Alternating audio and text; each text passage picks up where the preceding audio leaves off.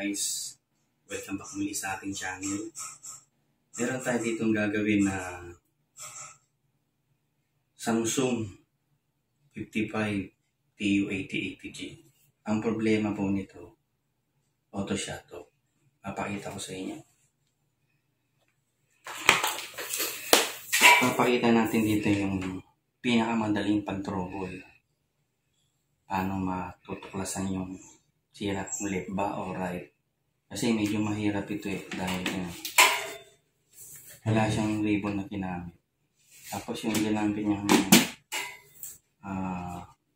panel, dalawang flex na malaki. Wala siyang ribbon dito. Papakita sa inyo yung problema. Ito yung madaling para ng pagtuklas ng pag-trouble ng ganitong problema. Nandito tayo sa Imus, Cavite, Laysan Subdivision.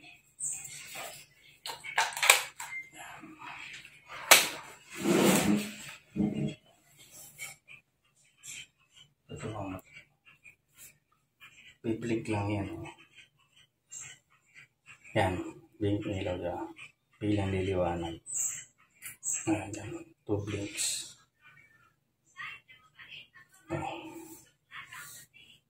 Ganun lang siya, 2 blinks.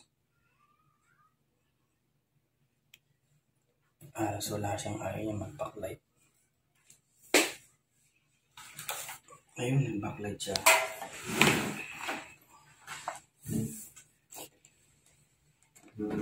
Ayun, mag-backlight naman, di ba? Ayan lang, 2 blinks siya. 2 consecutive blinks. Ngayon, alamin natin kung ganito. Ganito pag trouble lang ganito. Kasi pag hinang mo ito, protect pa rin yan. Alin man sa kabila, ihang mo protect. Ngayon, para wag siya mag-protect, pag hinang mo yung isa, tatanggalin din protect niya. Ito ang protect niya.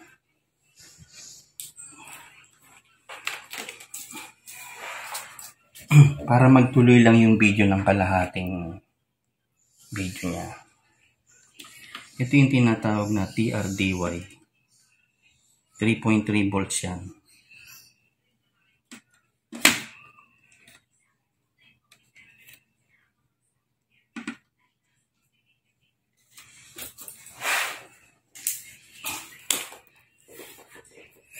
Tanggalin muna natin itong isa.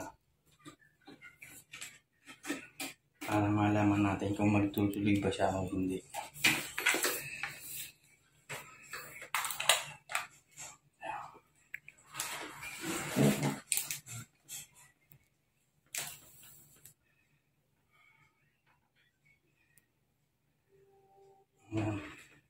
Nagtuloy siya, di ba? Kalahati lang yung video niya. Ano yung tinanggal natin? Kanan, di ba? May video sa kabila, di ba? Balik natin to.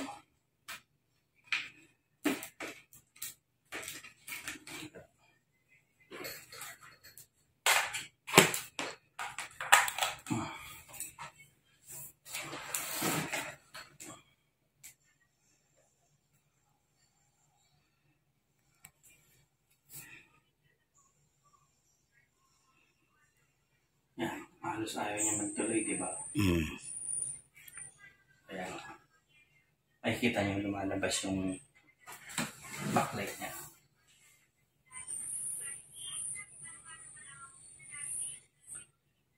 Pero ayaw niya magtuloy. Meaning, alam mo na yung problema kung nandito sa may kanan. Kasi nandito yung may video, di ba? Babalik natin ito.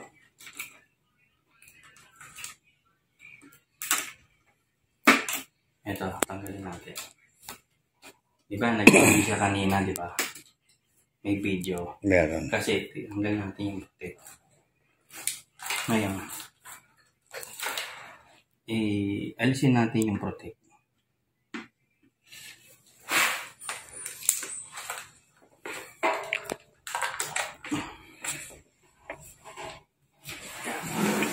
siya magtutuloy. Kasi, may protect siya. Ganyan lang siya. Hindi siya magtutuloy.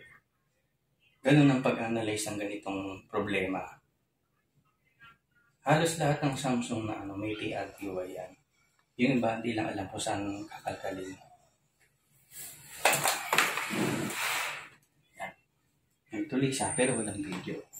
Ganon din sa kabila, magtutuloy yan, pero walang video. Hindi mo tuloy alam kung saan mo aanuin yung problema. Pero pagka tinanggal mo yung, hinapit mo yung protect niya, inalis mo yung protect niya, magtutuloy yung video dun sa may isang buo. Kaya alam na natin ang problema nandito sa may kanan. Ngayon, pwede bang mag-tape method? Pwede. Kung anong gawin kung nasan yung kanyang signal. Pero hindi tayo magta-tape method. Kasi meron kasing tape method. Pag tin-tape method mo siya, siyempre, ang haba ng tinakbo niyan dito sa may top board, sa may dulo.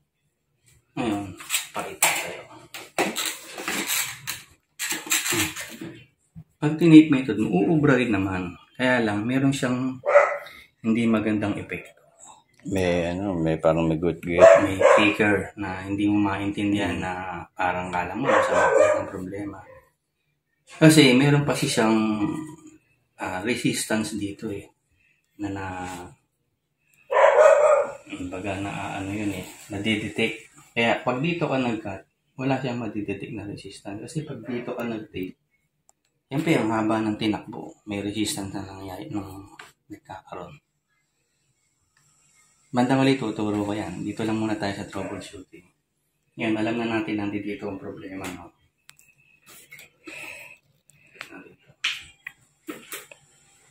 Gakat ngayon tayo.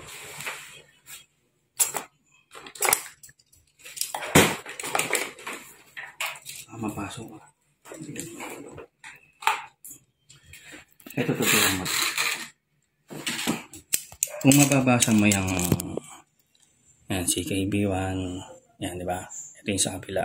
Ito yan. Ito yung sa may baba. Ito yun. Yung sa may itaas na dot. Ito yun. Pagtutugma-tugma mo lang kung nasaan siya dyan. Madali lang naman, di ba? Ito, PCS2. Ito yan. Pagdating ng kabila, ito yung CKB1. Saan ka magkakat? Siyempre, ikakat mo muna yung kanyang mga gates. Kasi doon nagkakaroon ng problema Halos yan 4 na gates yan na magkakaparehas. CKB1, CKBB1, CKB2, CKB3, CKB4. Hanggang CKBB4. Ayan Di ba? Pisahan ko pagkat cut muna ako dito sa may baba. CKB1. CKBB1. Yan. Yung dalawa muna.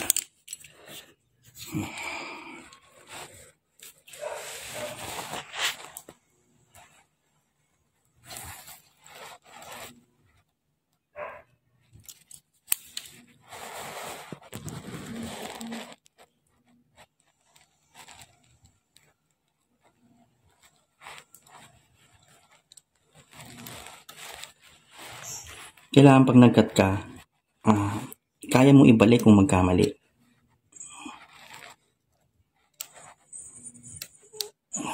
CKB1 Ang cutting laging per gate. Sunod mo yung CKBB1.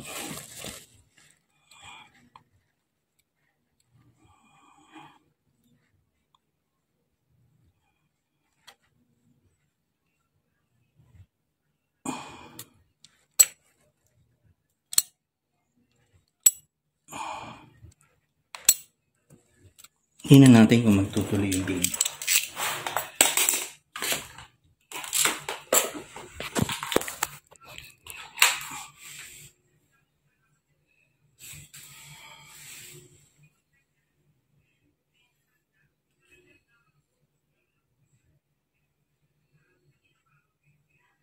Inaamoy. Yan, nagtuloy yung video, no? Diba? Pero mapapansin mo, meron siyang fine lines bandang dito. Kasi nandito ang problema.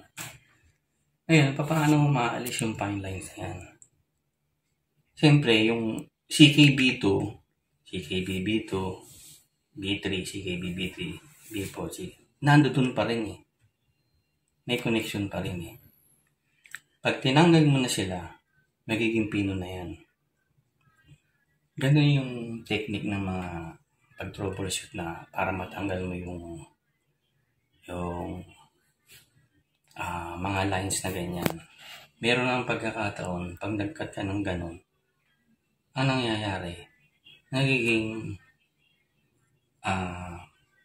para siyang maputla.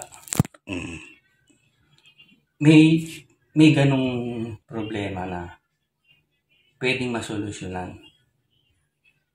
Kailangan magtira ka pa rin ng gates. Kahit 2 gates o 3 gates o 4 na gates. Kasi minsan, 10 yung gates niya. Para wag siyang maging maputla. Ganun yung mga, pagka minsan tayo ng ganung problema, i-video natin. Ito, i-video natin to kasi wala namang ganong gusto kong matutunan nyo ng mga technician na kung paano yung madaling pag-troubleshoot. Ito hindi po pwede sa mga customer to. Huwag yung gagayahin ito kasi ang gumagawa lang ito mga professional na technician. Pwede magsubok yung mga nag-aaral pero yung mga customer, hindi pang customer ito, pang technician ito.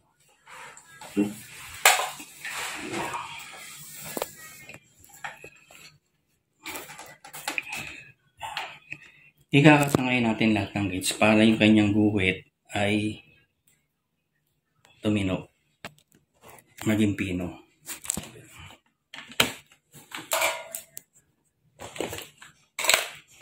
Ito walang cut ito dire-diretso ng video. Malaman nyo na walang daya, walang na. Kasi ibang cut ko.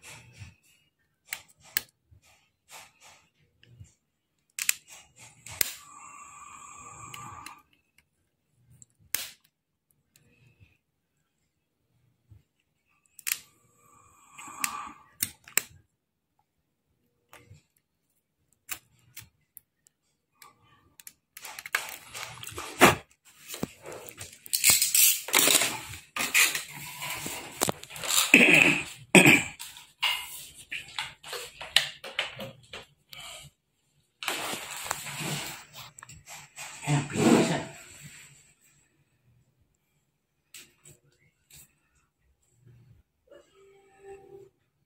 Diba? Pinong-pino. Pino.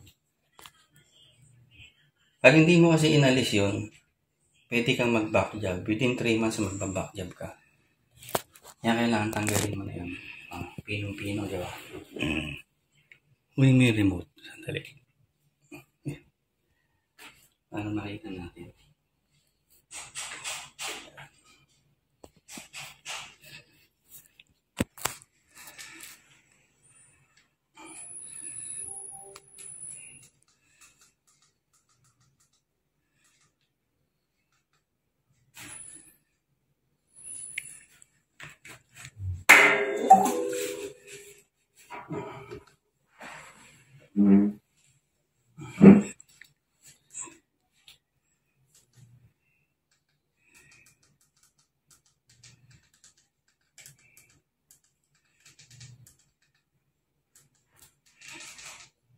Ilang oras tayo?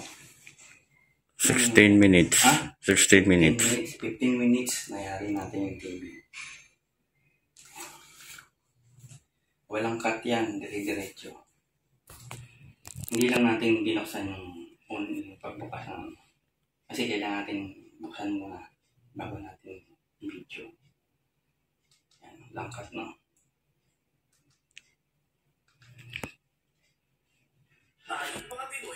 Yan na, tutukan mo ito. Pinong-pino yan. Balik sa dati yung kanyang video. Image.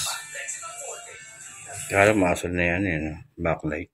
Hindi naman okay lang din. With 72-hour active shield and super cool for all-day protection, even in extreme heat. Get not just any protection, but ice cool protection. Use Rexona Ice Cool. Hello guys. Sana may natutunan kayo sa video na ito.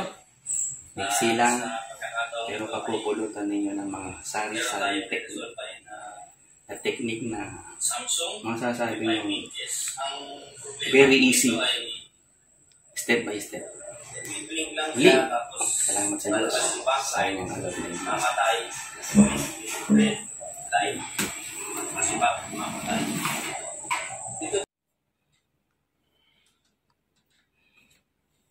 Diyos.